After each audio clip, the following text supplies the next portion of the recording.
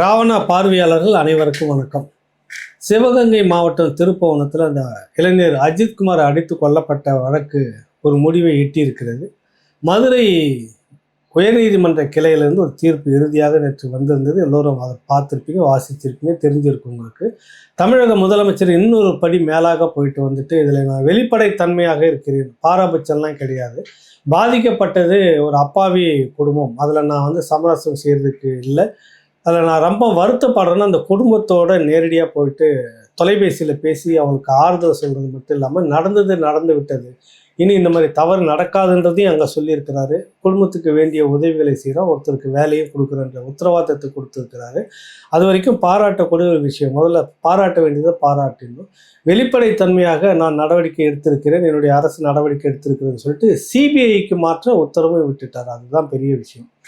இப்போ சிபிஐ வந்ததோடனே மத்திய அரசு கட்டுப்பாட்டில் இருக்கிற அந்த சிபிஐ வந்துட்டு இதில் வந்து எந்த விஷயத்தையும் மாற்றுவதற்கோ மறைப்பதற்கோ வாய்ப்பு இருக்குமா அப்படின்னா இல்லை, இருக்காது அப்படின்றத பரவலான ஒரு விஷயம். இருந்தாலும் அந்த வழக்கு எப்படி சிபிஐக்கு மாற்றப்பட்ட பிறகு என்னவாக முடிகிறதுன்றதை நம்ம பார்க்கணும். இதில் பிரதானமாக ஒரு விஷயம் எல்லாமே பேசி முடிச்சுட்டோம். இன்னொரு பிரதானமான முக்கியமான விஷயம் என்னென்னா, சிபிஐ வந்து விசாரிக்கும் போது சம்மந்தப்பட்ட மாவட்ட கண்காணிப்பாளர், அதுக்கு அடுத்து இருக்கக்கூடிய டிஎஸ்பி, இப்போ டிஎஸ்பியை வந்து சஸ்பெண்ட் பண்ணி வச்சுருக்காங்க, பணியிட நீக்கம் செய்து தற்காலிகமாக நீக்கி வச்சுருக்காங்க. எஸ்பியை காத்திருப்போர் பட்டியலில் வச்சுருப்பாங்க. இது வந்து சரியானதா அப்படின்ற ஒரு கேள்வி இருக்குது. ஏற்கனவே பல்வீர் சிங் அப்படிங்கிற ஒரு ஐபிஎஸ் ஆஃபீஸர் பல்லு பிடுங்கிட்டு பல்வீர் அப்படின்னு சொல்லுவார், பல் பிடுங்கி பல்வீர்னு சொல்லுவாங்க. அவர் விசாரணைக்கு கூப்பிட்டதெல்லாம் அவரே முடிவு, குற்றவாளிகள்லாம் அவரே முடிவு பண்ணிக்கிட்டு அடையாளமாக இருக்கட்டும்னு பல்லெல்லாம் பிடுங்கி விட்ட ஒரு விஷயம் பெரிய மனித உரிமை மீறலாக இருந்தது. ஆனால் அவருக்கு திரும்பவும் போஸ்டிங் போட்டு வச்சிருக்கிறாரு இந்த அரசு. அதுதான் இங்கே இந்த விமர்சனத்துக்குள்ளாகிறது. யாராக இருந்தாலும் என் கட்டுப்பாட்டில் எனக்கு மக்கள் தான் முக்கியம், அரசு ஊழியர்கள் ரெண்டாவது பட்சம். ஏன்னா மக்களுடைய வரி பணத்தில் தான் நம்ம எல்லாருமே அரசு ஊழியர்களாக பணியை செய்துட்டு இருக்கிறோம், சம்பளம் வாங்கிட்டு இருக்கிறோம். அப்போ முதன்மையானவர்கள் கவனிக்கப்பட வேண்டிய மக்கள் தான் அப்படின்ற எண்ணம் ஒரு முதலமைச்சருக்கு இருக்கணும். எனக்கு கீழே இருக்கிற காவல்துறை என்னுடைய கட்டுப்பாட்டில் இருக்குது, அதுக்கு எதனா ஒரு விஷயம் நடந்துச்சுன்னா அது எனக்கு ஏற்பட்ட இமேஜ் ஸ்பாயில் ஆன மாதிரி அர்த்தம். அதனால் நான் காவலர்களை விட்டு கொடுக்க மாட்டேன்னு பிடிச்சி நிற்கிறது என்னுடைய வினை தான் இன்னைக்கு இந்த இடத்துல வந்து 25வது லாக்அப் டெத் வரைக்கும் நடந்து முடிஞ்சிருக்கிறது. ஒரு முறையும் முதலமைச்சர் வந்து வருத்தம் தெரிவிக்கிறது தொடக்கத்துல இருந்தே நடந்துகிட்டு இருக்குது. தலைமைச் செயலகத்துக்கு பக்கத்தில் இருக்கக்கூடியவே உங்களுக்கு ஒரு கொலை இந்த மாதிரி தான் வந்துட்டு தற்கொலைன்னு சொல்லிட்டு சொன்னார், வயிற்று வலின்னு சொன்னார். அப்புறம் பார்த்தாக்கா உடம்பு முழுக்க காயன்னு போஸ்ட்மார்டம் ரிப்போர்ட் வந்தோன்னே அசம்பிளியிலே அறிவிக்கிறாரு, வருத்தம் தெரிவிக்கிறாரு. இது வந்து புதுசு இல்லை அவருக்கு. எது எப்படி இருந்தாலும் வந்துட்டு சிபிஐ விசாரணைக்கு உட்படுத்தியிருக்கிறது வரவேற்க வேண்டிய விஷயம். இப்போ இந்த மாவட்ட கண்காணிப்பாளர் மீது நடவடிக்கை எடுக்கப்படுமா, காத்திருப்போர் பட்டியலில் வச்சிருக்கிறார், நடவடிக்கை எடுத்தே ஆகணும். அது யாராக இருந்தாலும் சரி, மக்களுக்கானவர் தான் முதலமைச்சரை ஒழிய அதிகாரிகளுக்கும் அரசு ஊழியர்களுக்கும் இல்லை, தவறு செய்கிற அதிகாரிகளுக்கும் அரசு ஊழியர்களுக்கும் இல்லை. எப்படி நல்லது செய்யக்கூடிய அந்த அரசு ஊழியர்களுக்கு வந்து அரசு பாராட்டுகிறதோ மெடல் குத்தி கௌரவிக்கிறதோ, அந்த மாதிரி தவறு செய்கிற அதிகாரிகள் மீது கண்டிப்பான நடவடிக்கை எடுத்து தருதுன்றது கட்டாயம், அதான் நியதி. அதுவும் இப்படிப்பட்ட அதிகாரிகளை வந்துட்டு இனி வரும் காலத்தில் வந்து இந்த சட்டம் ஒழுங்கு அப்படின்ற அந்த இடத்துல கொண்டு வைக்கவே கூடாது.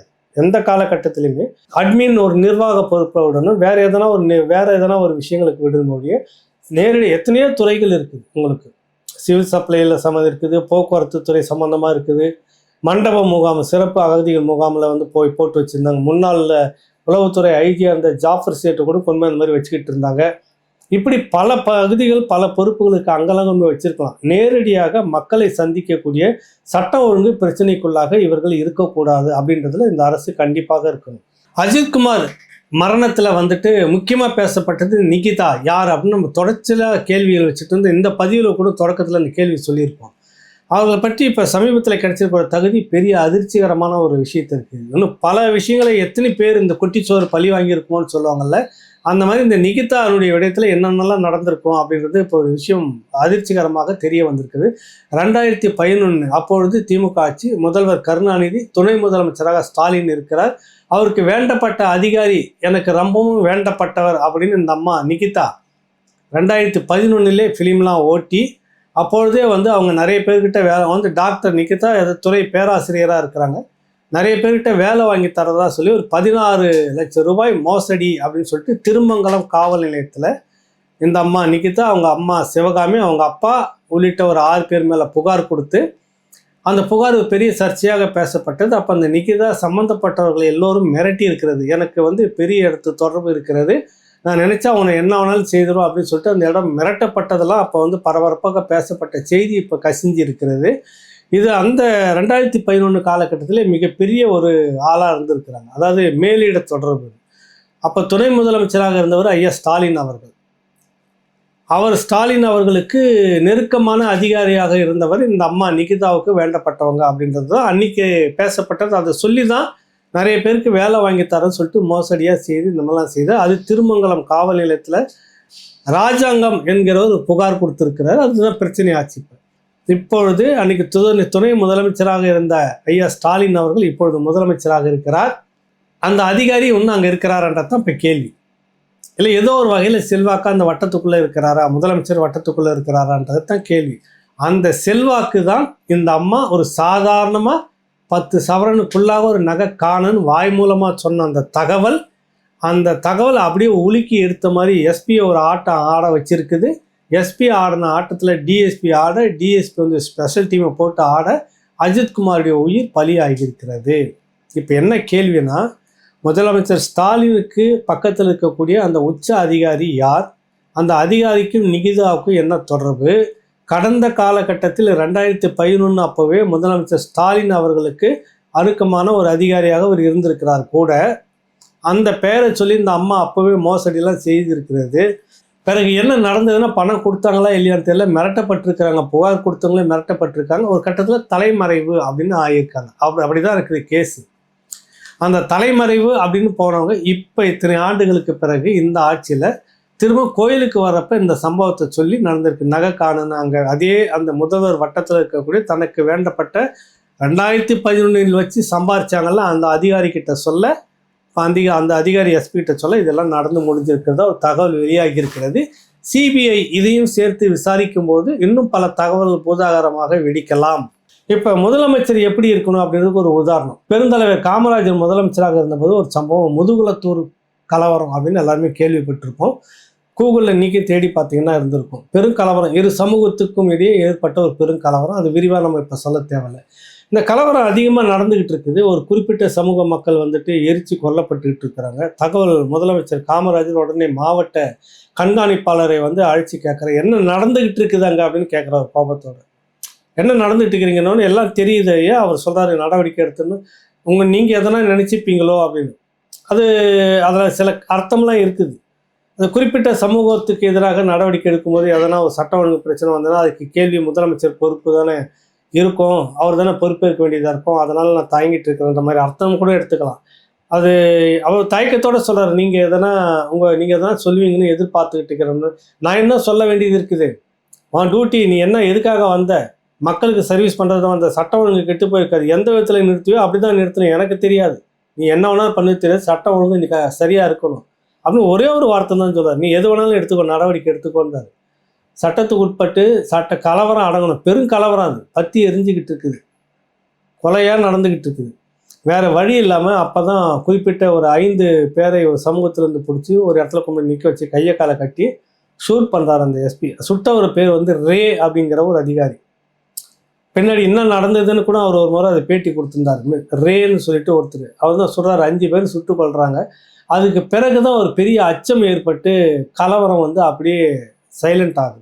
எனக்கு தெரியாமல் இந்த சுட்டுட்டாரு, அது இது வந்து தப்பு, இது ரைட் அப்படின்ற ஒரு விஷயத்துக்குள்ளே காமராஜர் போகவே இல்லை, அப்படியே விட்டுட்டார். அதுக்கு பிறகு சம்மந்தமான விசாரணை நடக்குது. அரசு தரப்பு வழக்கறிஞர் அவரை வந்து போடுறாங்க, சுப்பிரமணியன் நினைக்கிறான் அவர். இது திருச்சி வேலுசாமி அவர்களுடைய அந்த ஆடுகளம்ங்கிற அரசியல் ஆடுகளம்ன்ற அந்த புத்தகத்துக்கான ஒரு முறை பேசி எழுதியிருந்தப்போ அதை நான் பார்த்துருக்கிறேன். அப்போ ஒரு அரசு தரப்பு வழக்கறிஞர் கண்டதும் நம்ம பேசி இது பண்ணிடக்கூடாது, அது முதலமைச்சருடைய கவனத்துக்கு எடுத்துகிட்டு வரணும், ஒரு சென்சிட்டிவான வழக்கு அப்படின்னு வரும்போது அவர் கேட்கணும்னு வரும்போது, நீ நேர்மையாக அனைத்தையும் செய்வன்றதுக்காக தான் உங்களை போட்டிருக்கிறேன், நீ என்ன முடிவு எடுக்கிறீங்களோ நீங்களே முடிவு பண்ணி முடிச்சுட்டு வாங்க போங்க, அதான் அரசு தலையிடாது, நான் தலையிட மாட்டேன்னாரு. இதுதான் முதலமைச்சர். அவருடைய சொந்த சகோதரருடைய மகன் ஒரு வழக்கில் சம்மந்தப்பட்டிருக்கிறாங்க, கைது செய்யலைன்னு ஒரு சர்ச்சை உருவாகுது. கூப்பிட்டு கேட்குறாரு, இல்லை அப்படின்னு காவல்துறை தயங்குது. ஒரு முதலமைச்சருடைய உறவினர், நெருங்கிய உறவினர், ரத்த உறவு அப்படின்னு வச்சுக்கோங்க. காமராஜர் சொன்ன முதல் வார்த்தை, நீ அதெல்லாம் பார்க்காதீங்க, என்ன மக்களுக்கு என்ன செய்யணுமோ நீ ஒரு அதிகாரி அதை செய்யுன்னா, அதான் அவர் சொன்னார். எனக்கு வேண்டப்பட்டவங்களாம் அவனுக்கு வேண்டப்பட்டவங்களாம் அப்படிலாம் பார்க்காத, ஆளுங்கட்சிக்கு வேண்டப்பட்டவங்களாம் எனக்கு வேண்டாம் இதெல்லாம் பார்க்காத, மக்களுக்கு என்ன செய்யணுமோ அதை செய்ய, அதுக்கு தான் நீ அங்கே இருக்கிற அப்படின்னு சொல்லிட்டு கடுமையாக எச்சரித்த உடனே கைது பண்ணி வழக்கும் நடந்து தண்டனையும் அனுபவிக்கிறார் நெருங்கிய உறவினர் முதலமைச்சராக இருக்கும்போது. இன்னைக்கு அந்த மாதிரிலாம் நடக்குமா? ஆனால் இந்த திராவிட முன்னேற்ற கழக அரசு வந்ததுலேருந்து என்னன்னா, வயிற்று வலியில் செத்தான், காக்கா வலிப்பு வந்து செத்தான், முத்துக்குமார் ஒரு இனத்துக்காக பகிரங்கமாக ஒரு ஆவணம், அது என்றைக்கும் இல்லை, என்னைக்கா இருந்தாலும் வரலாற்று மிகப்பெரிய சிறப்பு ஆவணம் அது. இதற்காகத்தான் நான் தற்கொலை செய்கிறேன், என்னுடைய பிரேதத்தை வைத்துக்கொண்டு நீங்கள் போராடுங்கள், இனப்படுகொலை தடுத்து நிறுத்துவதற்காக 2009 ஜனவரி 27, 28 நாளில் தற்கொலை செய்திருக்கிறார். அந்த கடிதம் வெளியாகிறதுக்கு முன்னாடி அரசு தரப்பில் சொன்ன ஒரு கலைஞர் சொன்னது அவருக்கு வேறு பிரச்சனை, அதனால் தற்கொலை செய்திருக்கிறாங்க. அப்புறம் அது பிற்பாடு அதில் நிறைய பேர் வந்து அது மாதிரி இறந்தவங்க கூட வேறு காரணங்கள், கடன் தொல்லையால் தற்கொலை. இது வந்து இவங்களுக்கு இன்னைக்கு நேற்று வந்ததில்லை, புரியுதில்லை உங்களுக்கு? அந்த வகையில் தான் நேற்று அந்த அஜித்குமார் மரணத்தை காவல்துறை என்ன பதிவு செய்திருக்குதுன்னா, நகை எங்கே இருக்குதுன்னு ஒத்துக்கிட்டாராம், எஃப்ஐஆரில் இருக்குது. இதுதான் நீதிமன்றம் பிடிச்சி கடுமையாக கண்டனம் தெரிவிச்சிருக்கு. இது வந்து எஃப்ஐஆரில் ஒத்துக்கிட்டாரு, எங்கே இருக்குதுன்னு ஒத்துக்கிட்டாரு. அது எடுக்க போகிறோன்னு ஓடுறப்ப, அது எடுக்க போகிறது அதை மீட்கிறதுக்காக அவர் அழைச்சிட்டு போகும்போது தப்பி ஓடினார். ஓடும்போது வலிப்பு வந்து இறந்துட்டார், இந்த காக்கா வலிப்புன்னு சொல்லுவாங்களா, அந்த வலிப்பு வந்து இறந்துட்டார் அப்படின்னு எஃப்ஐஆரில் பதிவாயிருக்கு. கொடூரமாக 2-3 இடத்துல வச்சுருந்துட்டு 2 நாளாக வச்சு உதச்சிட்டு இருக்கிறாங்க. வாயில் மிளகா இது கரைச்சி ஊற்றிருக்கிறாங்க, பிறப்புறுப்பில் அந்த மாதிரி பண்ணியிருக்கிறாங்க, காதில் ஊற்றிருக்காங்க. இவ்வளோ கொடூர சித்திரவதை செய்து அடித்து கொண்டு இருக்காங்க. 44 இடத்தில் கொடுங்காயம் அப்படின்றத அதிர்ச்சின்றார் நீதிபதி. ஆனால் காவல்துறை என்ன சொல்லுது, ரொம்ப நோகாமல் ஐயா ஸ்டாலினுடைய அந்த காவல்துறை இதுக்கு சேர்ந்து அவர் பொறுப்பெடுக்கணும். சிபிஐக்கு ஒப்படைச்சிட்டாரு, அந்த நேர்மையை நம்ம பாராட்டுறோம். இதே நேர்மையோடு அண்ணா பல்கலைக்கழக மாணவி விடயத்தையும் சிபிஐ விசாரிக்கணும்னு எல்லோரும் கேட்டோன்னு, இல்லை சிபிசிஐடி விசாரிக்கும், நேர்மையாக போயிட்டு இருக்கும். சிறப்பு பெண்கள் இதுவாக அமைக்கப்பட்ட நீதிமன்றத்தின் பேரில் அமைக்கப்பட்ட ஒரு பெண்கள் மட்டுமே அதிகாரி கொண்ட ஒரு குழு சிறப்பாக விசாரித்து கொண்டிருக்கிறது, சிபிஐ விசாரணைக்கெல்லாம் கிடையாதுன்னு சொல்லிட்டு மருத்துவர் வந்து இவர். அப்போ இதெல்லாம் நம்ம பார்க்க வேண்டியதாக இருக்குது. இனி இந்த விஷயத்துக்கு சிபிஐ விசாரணை எடுத்துக்கிறேன், நான் அனுமதிக்கிறேன், உத்தரவு போட்டுட்டேன்னு சொல்கிறாரு. ஆனால் அண்ணா பல்கலைக்கழக விடயத்துக்கு அடம்பிடிச்சிக்கிட்டு இருந்தார். எதுக்கு எடுத்தாலும் இவருக்கு வந்து வலிப்பு வந்து அதனால் செத்துட்டாரு. இது வந்து இன்றைக்கின்னு தான் அது காலம் தொட்டு இவங்களுக்கு அப்படி தான். உங்களுக்கு காமராஜர் எப்படி இருந்தாருன்னு சொன்னோம், கருணாநிதி வந்த பிறகு என்ன நடந்ததுன்னு சொல்கிறோம். நச்சலூர்னு ஒரு கிராமம், திருச்சி மாவட்டம், ஒருங்கிணைந்த திருச்சி மாவட்டத்தில் நச்சலூர், அதாவது இன்னைக்கு திருச்சி வேலுசாமி அவர்களுக்கு அந்த பூர்வீக ஊர் அதுதான். நான் அந்த ஊருக்கு போயிருந்தப்போ அந்த கதை, இவரும் ஒரு கதையை வந்து கேளுங்கன்னு சொல்லிட்டு நேரடியாக கூப்பிட்டு கேட்க சொல்லியிருந்தார். அந்த ஊரில் ஒரு அம்மா வசதியாக ஜமீன்தார், அது திமுகவுக்கு ரொம்ப வேண்டப்பட்ட மேலிடத்துக்கு தொடர்பில் இருக்கக்கூடிய அவங்க ஃபேமிலி அந்த கட்சி நிர்வாகிக்கு அவர், அவங்களுடைய மனைவி வீட்டில் வேலை செய்கிற ஒரு ஒடுக்கப்பட்ட சமூகத்தை சேர்ந்த ஒருத்தன் வேலை செய்கிறான். பேச்சில் ஏதோ அவன் வந்து ஒரு அநாகரிகமாக இருந்ததுன்னு அந்த அம்மா நினைக்குது. அவனை எதனா பழித்து வாங்கணுன்றதுக்காக வேண்டி அந்த சிறுவனை வந்துட்டு முட்டை திருடிட்டான், கோழி முட்டை திருடிட்டான் அப்படின்னு காப்பரா பண்ணி உடனே கட்டி போட்டு வச்சு கையெல்லாம் வந்து எண்ணெயை ஊற்றி எரிச்சிருக்காங்க, 2 கையிலையும் கொடூரமாக எரிச்சிருக்காங்க. எரிச்ச அந்த சிறுவனை கொண்டு போயிட்டு அன்றைக்கி இருக்கக்கூடிய திருச்சி அரசு மருத்துவமனையில் அட்மிட் பண்ணுறாங்க.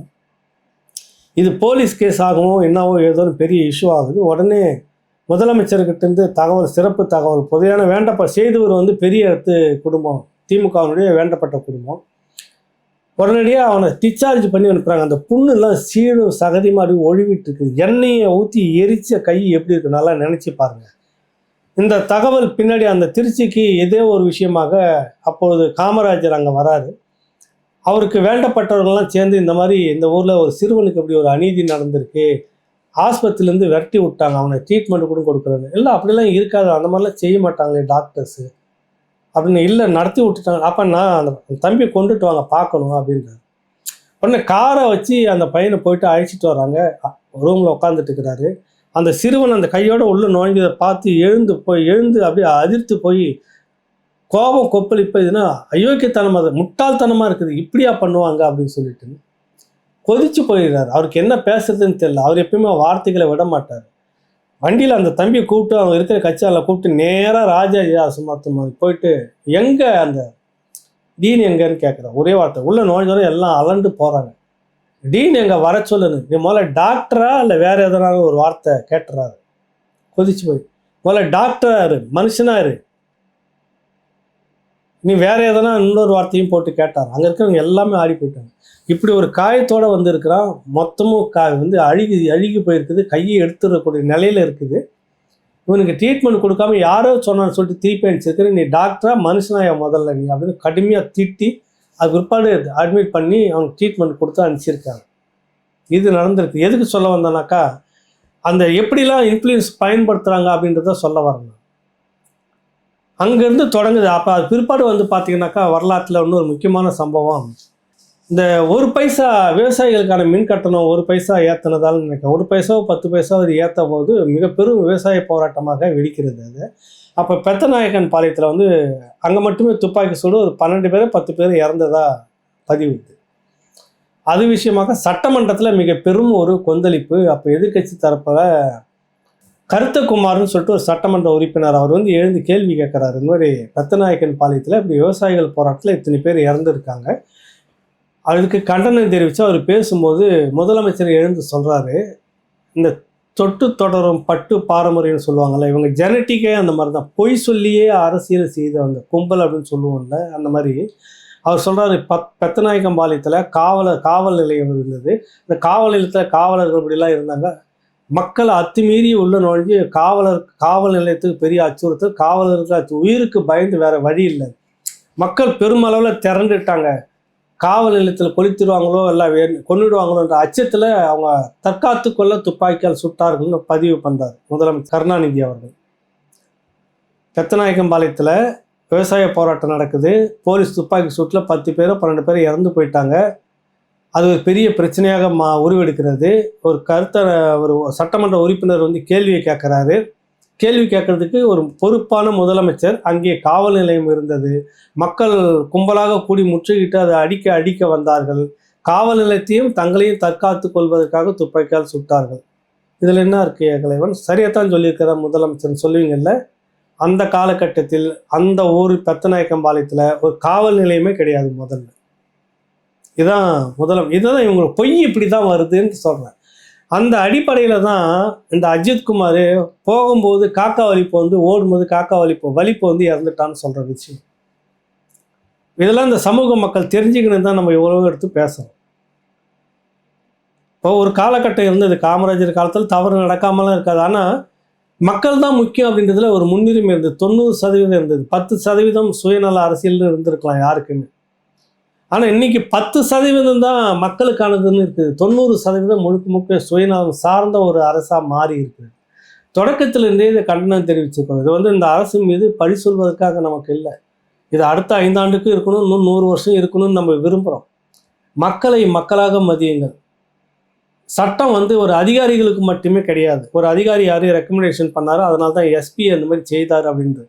இப்போ சிபிஐ வந்தோடனே அந்த அதிகாரியும் கைது செய்யணும். ஐஏஎஸ் செக்ரட்டேரியட்டில் இருக்கக்கூடிய ஒரு உச்ச அதிகாரி யார் அது, அவர் சொல்லித்தான் அந்த எஸ்பி இந்த மாதிரி உத்தரவு போட்டார். எஸ்பி சொல்லி தான் டிஎஸ்பி இதை ஸ்பெஷல் டீம் ஃபார்ம் பண்ணார், கண்காணிச்சுக்கிட்டு இருந்தார். 2 நாளாக வச்சு அடித்து சித்திரவதை பண்ணி கொண்டு இருக்கிறாங்கன்றது தெரியுது. டிஎஸ்பி மட்டும் பணியிடை நீக்கம். இப்போ எஸ்பி என்ன ஆவார்? அந்த சம்மந்தப்பட்ட அதிகாரி யார்?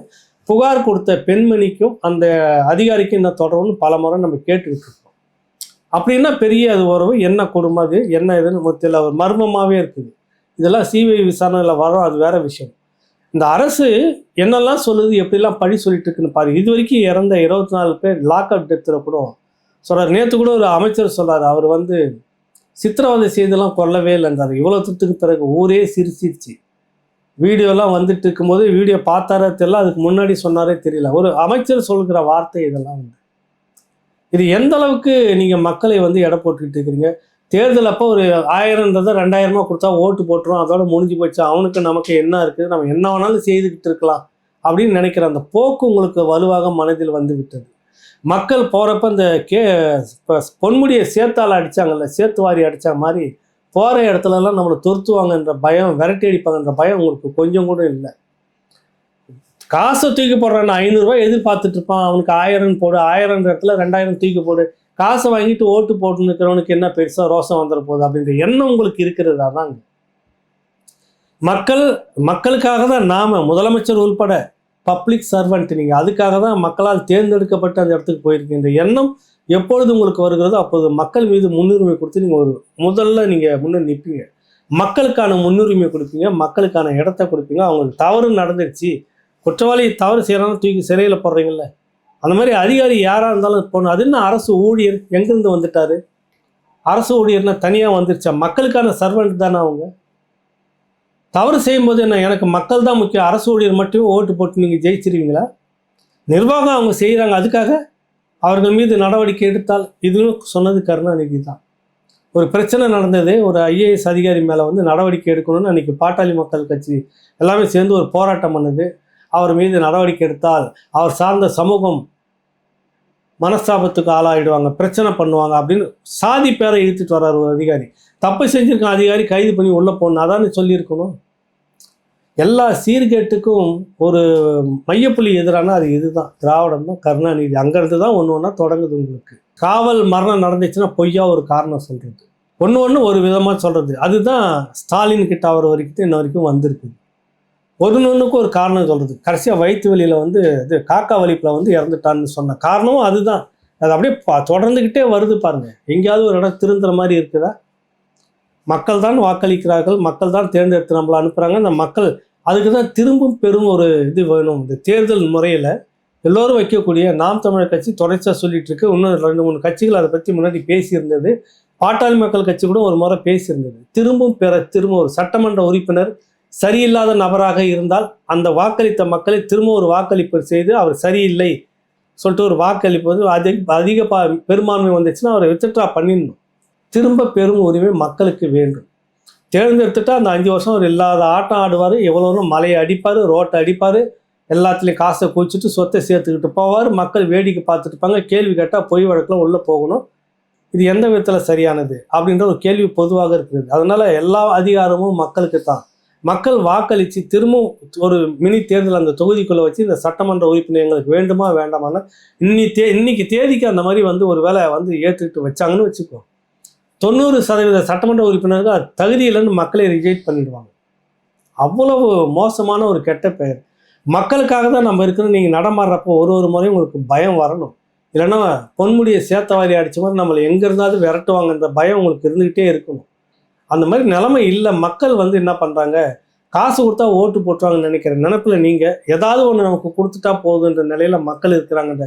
அந்த அந்த நிலையில தான் நீங்கள் மக்கள் இன்ன வரைக்கும் வச்சுருக்கீங்க. நீங்கள் கல்வி தரத்தை உயர்த்திட்டோம், நாங்கள் தான் முன்னோடின்னு சொல்கிறீங்க. அரசியல் கல்வி தரத்தில் நீங்கள் மக்கள் ஒன்றும் எஜுகேட் பண்ணவே இல்லை. இப்படியே இருந்துட்ட வரைக்கும் நமக்கு காசு வாங்கிட்டு ஓட்டு போடுற மாதிரி கூட்டத்தை வச்சுருந்தா தான் நம்மளால் அதிகாரத்தில் உட்காந்துட்டு இருக்க முடியும் இன்ன வரைக்கும் நினச்சிக்கிட்டு இருக்கீங்க. இதெல்லாம் உங்கள் மீது ஒரு கடுமையான விமர்சனமாக வைக்கிறதா நீங்கள் நினைக்காதீங்க.